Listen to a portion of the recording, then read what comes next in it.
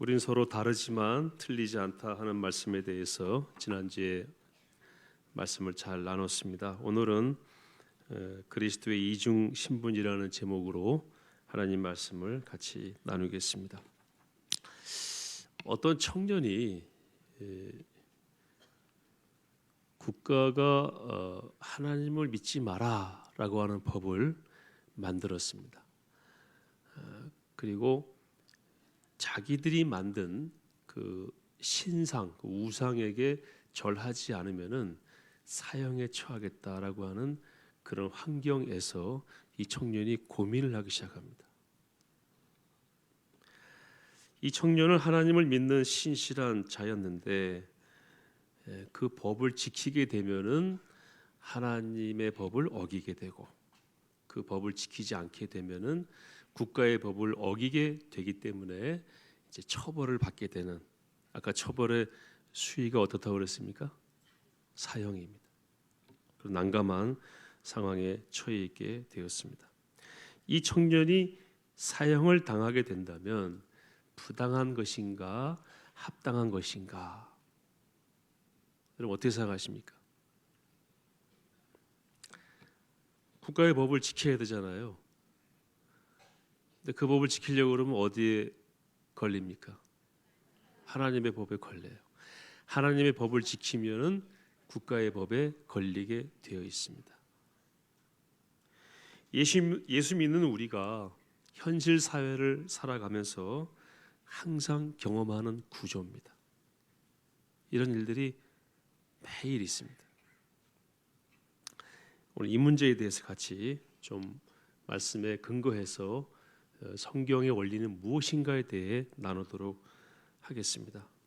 자, 우선 성경 최고의 주제, 신구약 성경 전체의 주제를 한마디로 말하면 뭐라고 할 수 있겠습니까? 하나님의 사랑. 맞습니다. 또 다른 의견 있으십니까? 예수님의 사랑.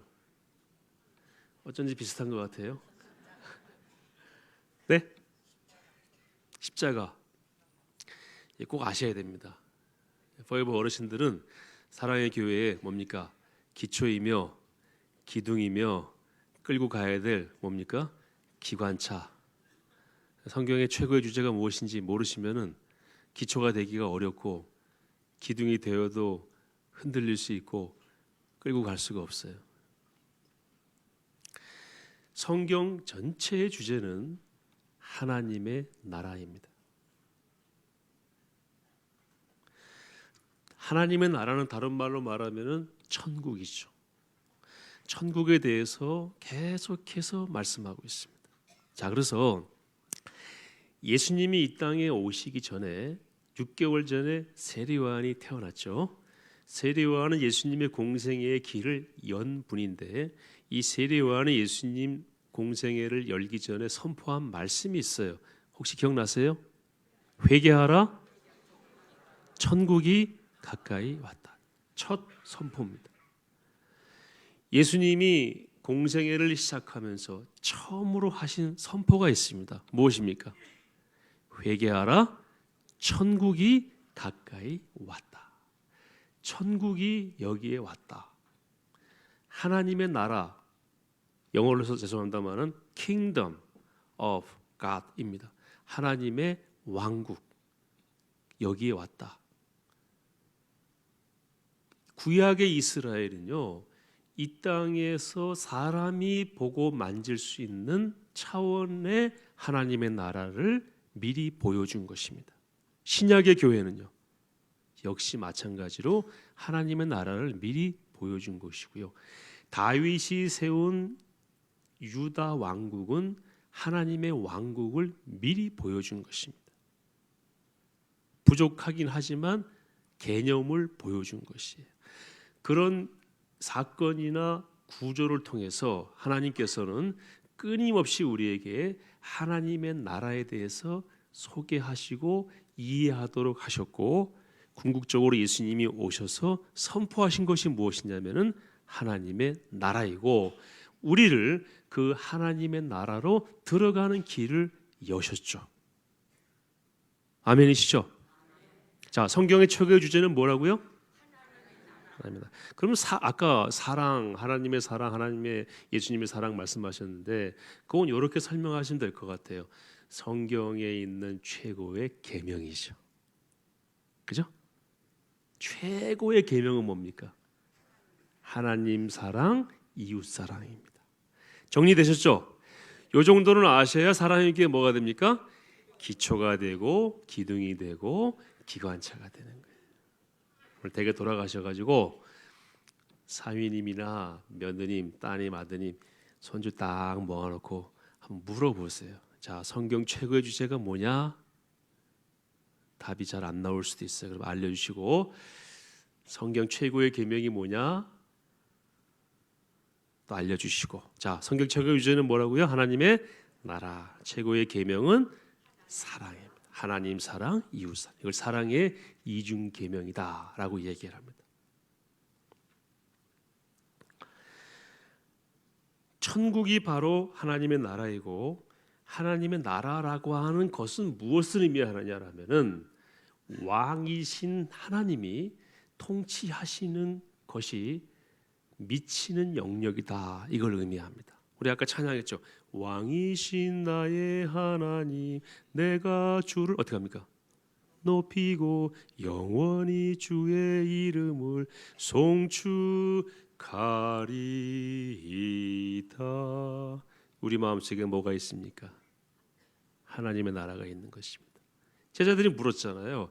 예수님, 하나님의 나라가 어디 있습니까? 예수님께서 뭐라고 하셔서 너희 마음에 있다. 그 말이 뭐냐면요, 추상적으로 하나님의 나라는 그냥 마음에 있다고 생각해, 이게 아니고요, 너희 마음속으로 하나님이 왕이심을 받아들이면은 이미 너의 마음속에 하나님의 나라는 세워진 것이다.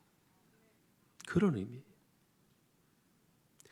내가 하나님을 왕으로 받아들이지 않으면요, 예수를 그리스도로 영접할 수가 없습니다. 그리고 그 마음속에 하나님 나라가 세워질 수가 없어요. 예수님을 주님으로 영접하고 하나님이 나의 왕이심을 인정하는 그 마음에는 이미 뭐가 자리 잡은 겁니까? 하나님의 나라가 자리 잡은 거예요. 여러분 마음속에 하나님 나라가 있습니까? 그래서 우리는 하나님의 나라요라고 설명하고 있죠. 베드로전서 2장 9절에 너는 택한 족속 거룩한 백성 하나님의 나라. 예. 그리고 그런 하나님의 나라가 마음속에 심겨진 분들이 모인 공동체인 교회가 바로 지상에 있는 하나님의 나라를 보여주는 가장 상징적인 공동체인 것입니다. 정리가 되셨죠? 내 마음에 뭐가 있다고요? 하나님의 나라가 있습니다. 그래서 주 예수와 동행하니 그 어디나 하늘나라. 우리 가정으로 가면 가정에 뭐가 있는 겁니까?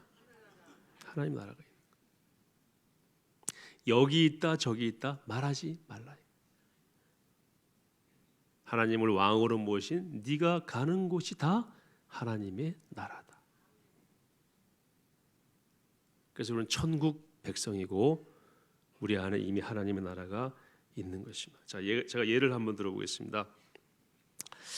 필리핀의 섬이 한 7,000개가 있고요. 인도네시아에 한 14,000개가 있다고 합니다. 그리고 일본이 한 6,000개, 한국이 3,400개인데 전 세계의 섬이 네 번째로 많은 나라가 한국입니다.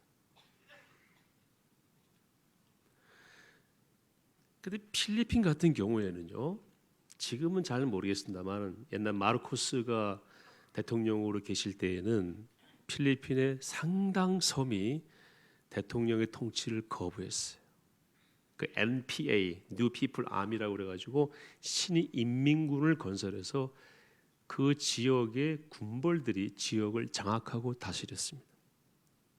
대통령의 통치권이 미치지 않아요. 면적으로 국가를 이렇게 설명할 때에는 7,400개가 다 필리핀이라고 얘기하지만 그 중에 수천 개의 섬은 필리핀이랑 전혀 다른 시스템으로 돌아가고 있었습니다. 그리고 그곳은 사실상 필리핀이 아니에요. 정반대의 예가 있습니다. 여기는 대한민국인데요. 지금 미국 대통령 선거 혹시 아십니까? 우리는 대통령 선거 내년이죠. 미국은 지금 대통령 선거 때문에 굉장히 이슈가 되고 있고 모든 잡지, 언론들이 매일마다 대통령 선거에 대해서 다루고 있습니다. 우리 별로 관심 없어요. 대체로는 그것보다는 다른 쪽에 더 관심이 많죠. 대한민국이라고 하는 땅에 미국 사람들이 살고 있습니다. 특히 주한 미군들은 대통령 선거할 때 투표를 할까요, 안 할까요? 하죠. 그 사람들은 대한민국 땅에 와 있지만 누구의 통치를 받습니까? 미국 대통령의 통치를 받습니다. 그래서 항상 미국에 관심이 있죠. 뉴스를 봐도 우리나라 9시 뉴스 보겠습니까? 안 볼 거예요 아마. CNN이나 기타 매거진들을 통해서 자국 뉴스를 듣고 소식을 듣고 항상 마음은 거기에 가 있고 또 언젠가는 돌아갑니다. 1년 정도 있으면 대체로 본국으로 가거나 다른 나라로 갑니다. 자기들은 투어 한다고 그래요. 투어.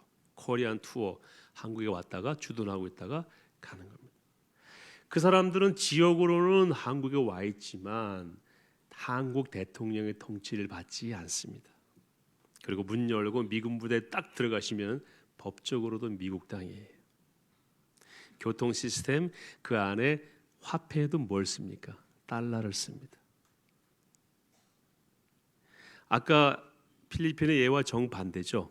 필리핀에 속해 있지만 필리핀 대통령의 통치를 받지 않으면은 필리핀이라고 할 수 없는 것과 반대로 대한민국에 와 있지만 미국 대통령의 통치를 받으면은 거기 있는 곳이 미국이나 마찬가지인 거예요. 그들 마음속에는 대통령이 누굽니까? 미국 대통령 실제로도 그렇죠. 우리가 이 땅에 살고 있지만 지상 나라에 살고 있지만 하나님의 통치를 받으면은 우리는 하나님의 백성이고 하나님 나라의 시민인 것입니다. 성경이 말씀하고 있어요. 빌립보 3장 20절에 그러나 우리의 시민권은 하늘에 있는지라 명확하게 말씀하고 있죠. 우리의 시민권 어디 있습니까? 하늘에 있습니다. 거기로부터 구원하러 오시는 자, 곧 주 예수 그리스도를 우리가 기다린다. 예수님께서 말씀하시기를 요한복음 17장 14절입니다. 내가 세상에 속하지 아니함 같이 그들도 우리도 세상에 속하지 아니했다라고 말씀하세요. 어디에 속했다는 것입니까? 하나님 나라에 속했다. 자, 우리 그리스도인의 첫 번째 신분은 무엇입니까? 우리는 어디 백성이다? 하나님 나라의 백성이고 천국의 시민이다.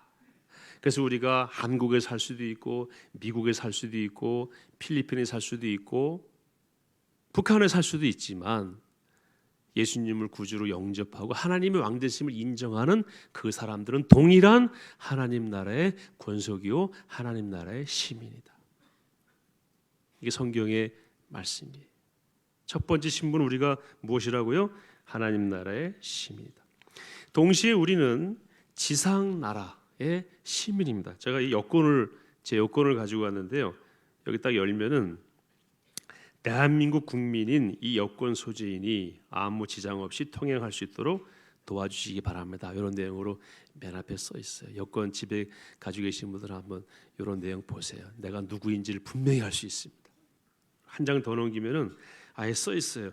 국적, 영어로 nationality 써 있어요. 국적 Republic of Korea, 대한민국이라고 써 있습니다. 그래서 우리가 가진 시민권이 몇 개가 됐습니까? 2개가 됐어요. 그래서 그리스도인은 이중 신분을 가지고 있다. 하나님 나라의 시민임에 동시에 이 땅의 시민이다.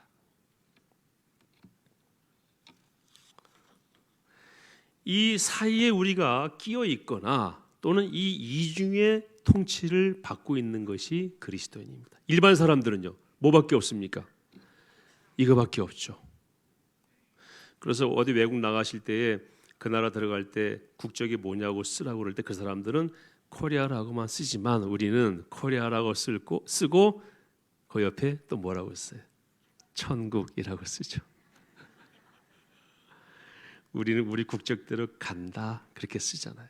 저는 실제로 마음에 국적을 쓸 때마다 그렇게 씁니다. 코리아라고 쓰고 천국이라고 읽습니다. 내 국적은 하나님의 나라에 있다. 그러나 지상의 국적도 인정한다. 하나님의 나라는 영원합니다.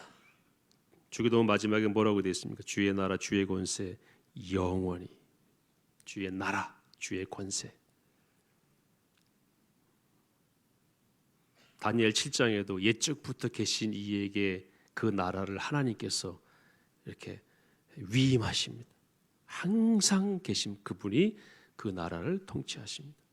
절대적이고 압도적이죠. 하나님의 나팔소리 아까 우리 찬양했습니다마는 마지막 때가 되면은 천국 국적 가진 사람들은 영원히 살게 되는 것이고 그 나라는 지상국을 압도하게 되어 있습니다. 지상국은 어떻습니까? 태어나고 자라다가 사라집니다. 지금 우리가 알고 있는 세계를 움직이는 나라들 있죠. 지금 누가 세계를 움직이고 있습니까? 미국 220, 30년, 240년 됐나요? 1774년에 독립했으니까 230, 23년 됐죠. 그 전까지 미국이라는 나라는 존재하지 않았습니다. 그 다음에 뭐 지금 또 세계 최고로 부상하는 중화인민공화국 중국 한 70년 됐죠. 역사가 오래되지 않습니다. 이태리도 1800년대에 생겨났습니다. 그전에는 그런 나라가 존재하지 않았고 5개의 공화국으로 존재하다가 통합됐습니다. 그러니까 지금 우리가 알고 있는 세다라고 하는 나라 가운데 제가 얼마 전에 말씀드렸지만 1000년 이상 된 나라는 이스라엘이나 이집트 정도밖에 없지 않나. 이번 대통령 가셨던 이란 얼마 되지 않았어요. 그전엔 페르시아였죠. 그 나라는 어떻게 합니까? 생겨났다가 자라다가 사라지고 통합되고 그럽니다. 하나님의 나라는 어떻습니까? 영원합니다. 지상의 나라는 능력이 제한돼 가지고요. 자국 국민도 보호를 못해서 전염병에 뚫리고 전쟁에 놓치게 되고 먹이지 못하는 나라도 얼마나 많은지. 북한 같은 경우는 국가가 국민을 먹여 살리지 못합니다. 아르헨티나, 브라질은 기본적으로 치안이 안 돼 있어요. 그래서 어르신들이 만약에 브라질, 아르헨티나 여행 다니시면은 가방을 몸에다가 묶고 다니셔야 됩니다. 대낮에도 그냥 가방을 이렇게 보고 있으면요, 그냥 가져갑니다. 안 내놓으면은요, 막 때려서 뺏어갑니다.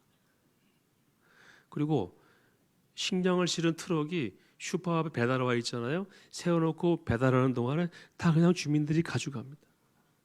베네수엘라 같은 나라 얼마 전에 뉴스에서 본 적이 있습니다. 국가가 기본적인 치안도 유지할 수 없는 경우도 있다. 국가는 제한적이다.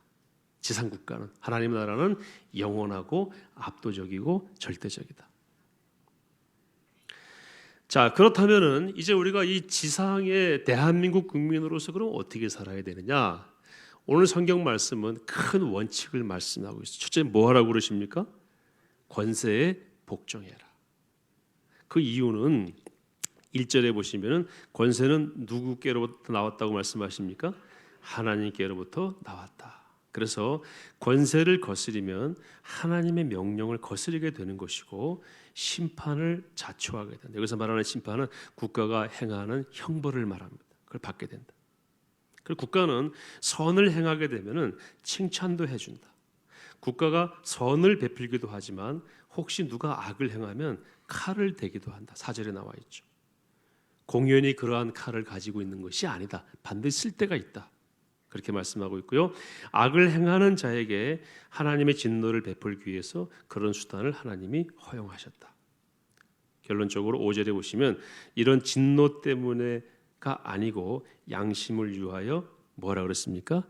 복종하라. 그래서 우리 그리스도인들은 기본적으로 이 국가를 또는 국가의 권세자를 누가 세웠다? 하나님이 세웠다. 그래서 그들이 하나님의 사역자로 하나님의 공의와 사랑을 대신 실천하는 모습을 보이는 한에는 우리가 기본적으로 복종해야 된다. 이게 성경의 가르침입니다. 하나님께로부터 온 권세, 우리가 복종해야 될 하나님께로부터 온 권세는 그럼 뭐냐 하면은요, 3절에 나와 있어요. 3절을 제가 다시 해석하겠습니다. 악을 행하는 자들에게는 두려운 존재가 되며 선을 행하는 자들에게는 칭찬을 하는 존재가 바로 국가라는 것입니다. 그러니까 악을 막 행하는 사람들은 국가를 어떻게 해야 됩니까? 무서워해야 돼요. 국가한테 걸리면 나 죽는다. 이렇게 돼야 돼. 악을 행하는 사람들이 국가는 내 편이야. 그러면 그거는 이미 하나님이 세우신 권세가 아니라는 거예요. 선을 행하는 자의 국가가 어떻게 해야 됩니까? 상을 베풀고 격려하고 그래야지. 선을 베풀면은 악으로 갚고 악을 행하면은 선으로 되갚아주고 그건 하나님이 세우신 권세가 아니라는 거예요. 악행하는 자들에게는 그에 합당한 징벌을 내림으로써 4절에 보시면 하나님의 사역자 역할을 국가가 하게 된다고 말씀하고 있어요. 그것이 분명할 때에 이 국가와 이 권세는 누가 세우셨다. 하나님이 세우셨고 그들이 알건 모르건 그런 역할을 하고 있구나라고 생각하면서 거기에 뭐 해야 된다는 것입니까? 복종해야 된다는 것이에요. 근데 우리가요, 복종하고 복종하지 않는 기준이 이것이 아니고 이럴 때가 참 많습니다. 내가 원하는 걸 해줄 때 복종하고 내가 원하는 걸 안 해주면은 저항하고 그건 아니라는 거예요. 나의 이해관계와 상관없이 이분들이 하는 걸 보니까 하나님이 꽤 인정하실 만하다. 하나님이 이 땅에 오셔서 통치를 하셔도 이렇게 하겠다라고 싶을 때에는 무조건 뭐 해야 됩니까? 복종해야 돼. 그렇지 않을 때에는 좀 이따 말씀드릴게요. 그래서 가장 이상적인 국가는요, 신본주의 국가입니다. 하나님이 다스리시거나 하나님의 말씀과 원리를 딱 중심에 놓고 통치하는 나라가 가장 이상적인데 이런 나라가 존재할까요? 존재하지 않을까요? 역사상 한 번도 존재하지 않았습니다. 가장 근접한 곳이 있어요. 어딘지 아세요? 사랑의 교회입니다. 지상에 있는 교회들입니다. 지상에 있는 교회는 누구 중심입니까? 하나님 중심, 말씀 중심 다 가 있잖아요. 완벽하진 않지만 그래서 누가 이거 하나님 말씀에 입각해서 아니에요 그러면 그렇군요라고 돌아오잖아요. 교회가 그 역할을 해야 됩니다. 제가 다녀본 나라 가운데에는 가장 근접한 나라를 제 경험으로 하나 발견했어요. 다른 나라도 있을 수 있겠죠. 제가 직접 다녀본 나라 가운데에는 저 남태평양에 있는 피지라고 하는 나라가 있습니다. 피지 들어보셨죠? 피지는 스스로 통치할 힘이 없어가지고요. 스스로가 뉴질랜드한테 가서 우리를 식민지로 삼아달라고 한 나라입니다. 그래서 뉴질랜드 국기와 피지 국기가 비슷합니다. 제가 피지 가서 보고 충격을 받았어요. 마을에 집을 짓는데요, 항상 제일 높은 곳에는 교회를 짓습니다. 그러니까 무슨 일을 하더라도 예배드리고 합니다. 저는 잠시 며칠 있다 왔는데 그 피지 5년 사신 분이 말씀하시는데요, 자기는 한 번도 마을이나 시장에서 사람들이 싸우는 걸 본 적이 없대요. 무슨 일이 있으면 다 어디로 갑니까? 교회로 가서 목사님들에게 말씀드리고 해결받는 거예요. 그래서 이분들이 딱 보기만 해도 편안해 보여요. 살도 이렇게 쪄가지고 걷는 것도요, 그냥 항상 여유가 있고. 그런데 이 피지라고 하는 나라가 제일 좋아하는 스포츠가 남태평양 지역은 럭비입니다. 럭비.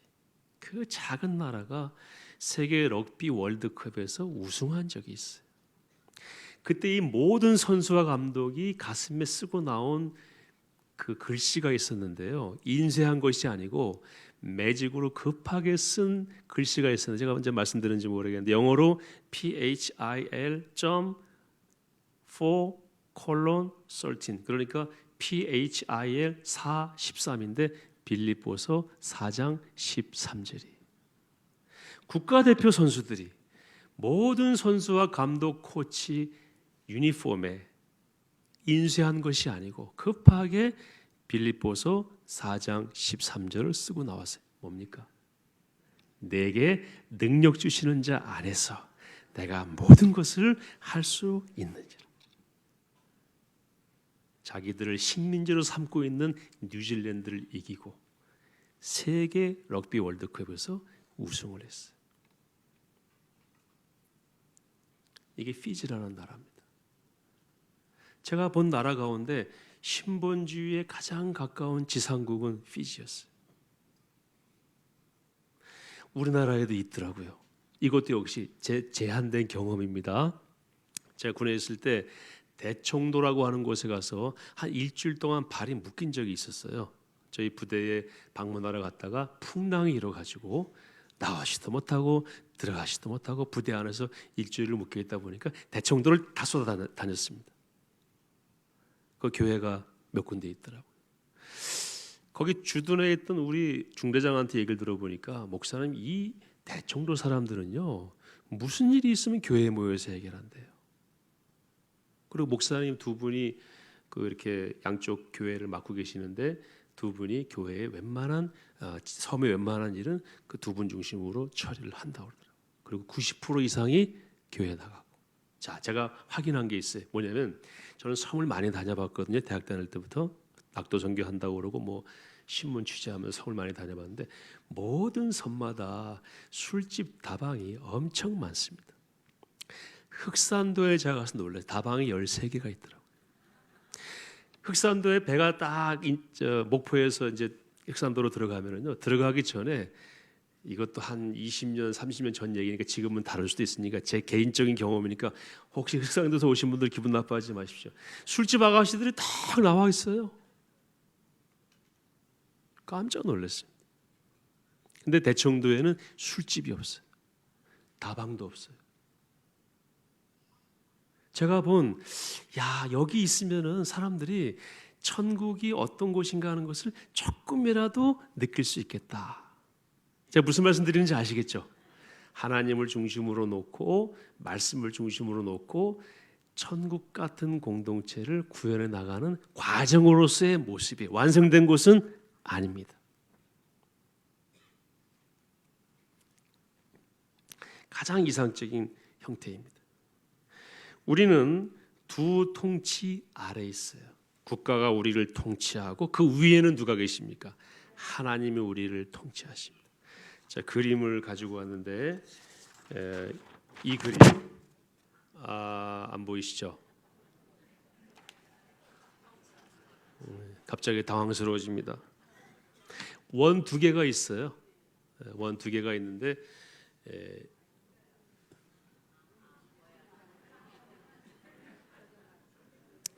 제가 색상을 좀 달리 했어야 되는데 이 하나님의 나라와 지상의 나라가 각각 분리되어 있다고 생각하는 것은 성경적이지 않습니다. 그럼 우리가 여기 살았다가 분리 이탈을 자꾸 해야 돼요.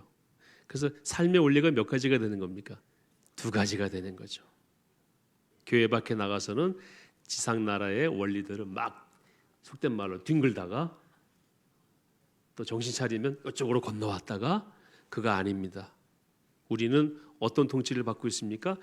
지상의 통치도 받고 있지만 그 위에 겹쳐서 하나님의 통치를 또한 받고 있는 거예요. 궁극적으로 누가 제일 높은 통치자이십니까? 하나님이세요. 왔다 갔다 하는 것이 아니고 이렇게 돼 있는 거예요. 이것도 안 보일지 모르겠는데요. 이건 원이 몇 개가 있습니까? 두 개, 가운데는 점이죠. 가운데 있는 점이 원심이라고 그러죠. 원심. 작은 원과 큰 원이 같은 중심을 가지고 있어요. 이 중심이 예수 그리스도입니다.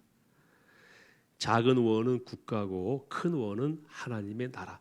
작은 원이든 큰 원이든 또는 세속 사회이든 우리가 알고 있는 천국이든 그 중심에는 누가 계신다? 예수님이 계시고 그래서 이걸 동심원이라고 해요. 동심은 동일한 중심이다. 동일한 중심을 가진 두 개의 공동체인데 이것이 겹쳐 있지 분리되어 있지 않다라고 생각하는 것이 성경적인 우리의 관점입니다. 제가 오늘 설교 준비하면서요, 야, 이런 설교를 어떤 분이 왜 포에버에서 그 노인들 계시는데 이걸 하느냐, 그래서 제가 그랬어요. 포에버는 노인이 안 계신다고. 예, 그리고 우리 어르신들이 이걸 오히려 더 잘 아셔야 됩니다.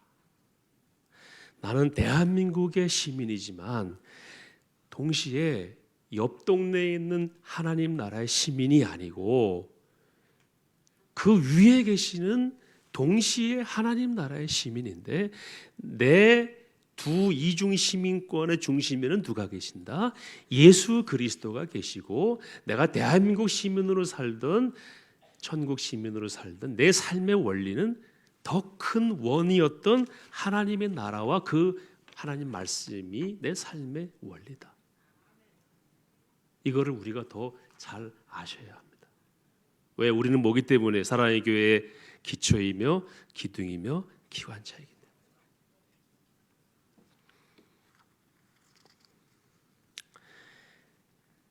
그런데 우리가 그리스도인으로 하나님의 통치를 받으며 살고 있는데 세속 국가가 우리에게 하나님의 말씀에 어긋난 일을 강요할 때에는 오늘 말씀이 말씀하신 대로 하나님의 사역자로 하지 않는 것이기 때문에 우리는 저항할 수 있다는 것입니다.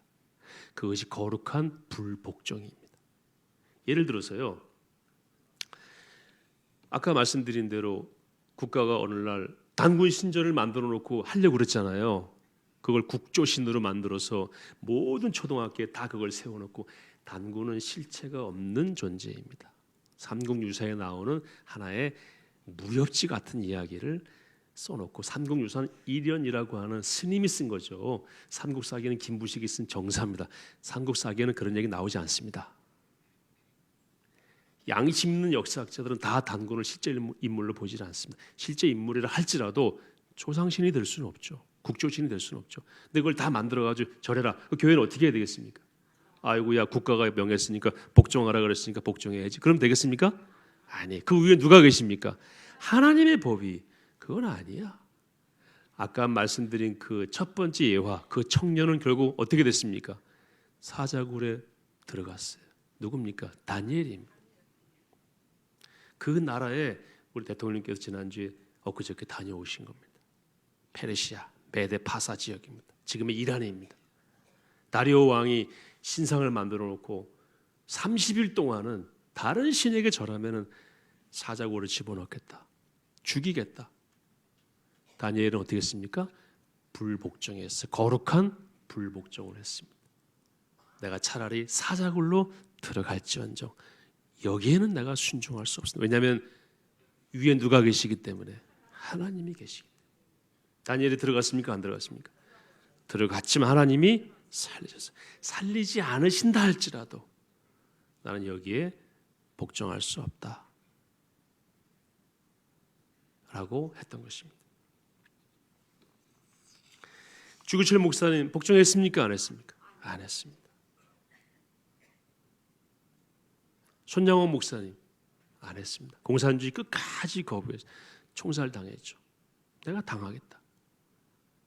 그리스도인은 내가 사자굴에 들어갈지언정, 내가 어려움에 처할지언정, 하나님의 법에 어긋나는 것은 나는 하지 않겠다. 그것이 국가의 법이라면은 우리가 제도적으로 그 법을 고치는 일에 우리의 힘을 쏟아서 그런 일이 없도록 해야 돼요. 우리의 확신은 무엇입니까? 하나님의 법대로 움직인다면 이 나라는 최고의 나라가 될 것이다. 여러분도 좋고 나도 좋다. 최근에 반복해서 말씀드리지만 동성애는 하나님이 가장 싫어하는 거예요. 그걸 법으로 허용하는 것을 우리가 막아야 되는 것입니다.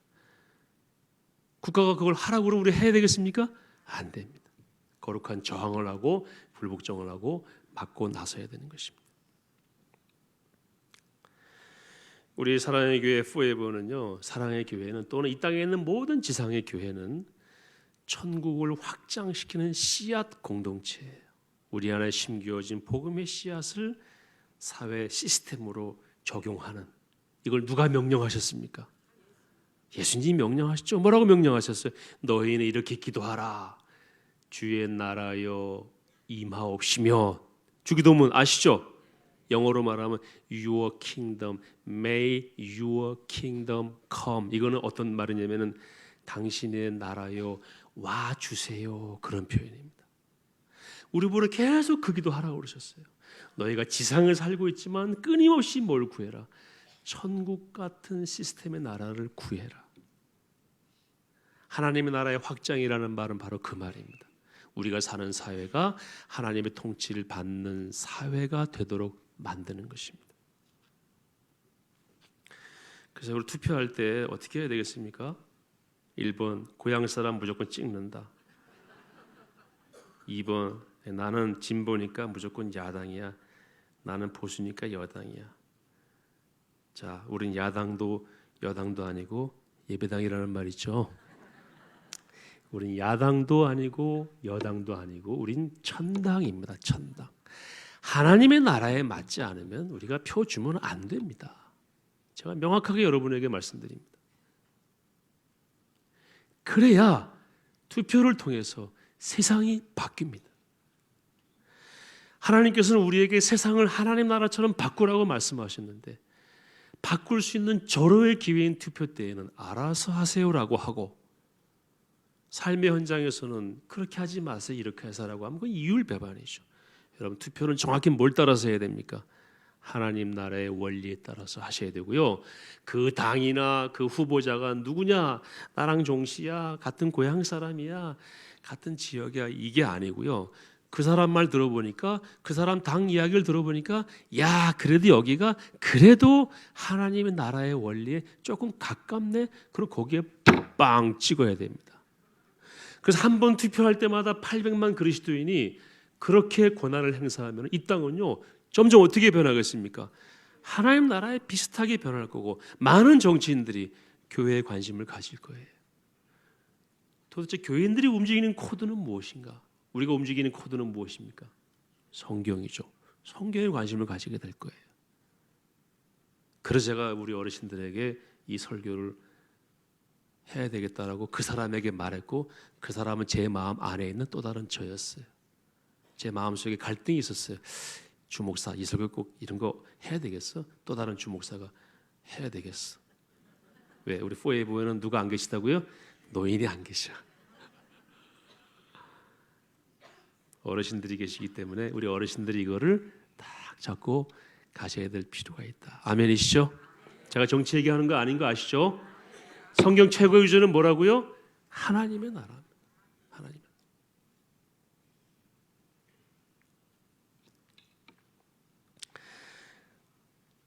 하나님의 나라로 만들어가는 거 쉽지 않습니다. 시간이 많이 걸립니다. 그러나 해야 됩니다. 왜? 하나님의 명령이고요. 천국을 소유한 사람은 이 땅을 천국으로 만들어가는 일이 가장 큰 관심이에요. 그러면서 어디로 가는 겁니까? 천국으로 가는 거예요. 제가 미군 부대 근처에 있을 때 미군들 집에 방문한 적이 있는데 재밌는 걸 발견했습니다. 그 동두천에 미군 개인 집에 가서 성경 공부한다고 들어갔는데요. 미국 사람들은 신발을 안 벗죠. 그래서 집에 가서 막 신발 신고, 동두천에 그 개인 민가에 하숙이 아니라 뭐 이렇게 전세 얻어가지고 있는데 다 신발 신고 다니더라고요. 근데 신발 신는 게 불편하니까 거기다 카펫을 깔아야 되는데 카펫이 없으니까 우리 한국 담요 있잖아요. 담요를 이렇게 몇 장을 사가지고 막 깔아놨어요. 야, 이 사람들은 한국에 살고 있지만 스타일은 어디 스타일이? 미국 방식으로 살고 있는 거예요. 미국과도 마찬가지예요. 70년대에 이민 가신 지금 할아버지들은요 한국 70년대처럼 살고 계세요. 그 마음속에 뭐가 있는 겁니까? 한국이 있는 거예요. 자기가 속한 나라 방식대로 살게 돼 있습니다. 우리가 하나님 나라에 속해 있다면 어떻게 살아야 됩니까? 하나님 나라 방식대로 살다가 그 나라로 가는 것입니다. 그런 분들은 복된 분들입니다. 그렇게 살게 되시기를 축복합니다.